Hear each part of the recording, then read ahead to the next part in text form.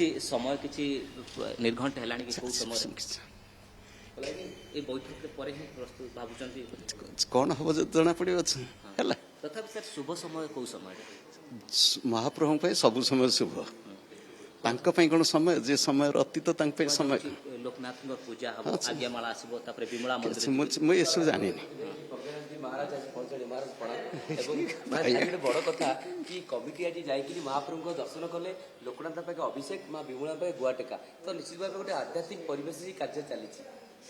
ମଙ୍ଗଳ ହୋ ଜଗନ୍ନାଥ ମହାପ୍ରଭୁଙ୍କ ଇଚ୍ଛା ହିଁ ପୂର୍ଣ୍ଣ ହୁଏ। ମହାପ୍ରଭୁ ଆପଣ କେବେ ଚିନ୍ତା କରିଥିଲେ ଆପଣଙ୍କ ଭାଗ୍ୟ ପଡିବ ଏତେବେଳେ କମିଟି ସ୍ଥାନ ମିଳିବ ତାଙ୍କ ଇଚ୍ଛା।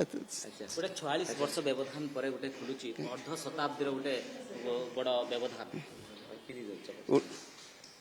ଓଡ଼ିଶା ତ ସବୁବେଳେ ପଛରେ ଆଉ ମାନେ ଗୋଟିଏ କଥା କହିବାକୁ ଗଲେ କେତେ ଭକ୍ତଙ୍କ ଭାବନା ରହିଛି କି ନାଇଁ ଏ ଖୋଲା ହବ ଅନେକ ଭକ୍ତଙ୍କ ଆଶା ପୁଣି ଆପଣମାନଙ୍କ ଦ୍ୱାରା ସମସ୍ତଙ୍କର ମଙ୍ଗଳ ହଉ ଜଗନ୍ନାଥ ମହାପ୍ରଭୁ ଆମ ଆରାଧ୍ୟ ଦେବତା ସବୁ ଭଲ ହବ ହେଲା।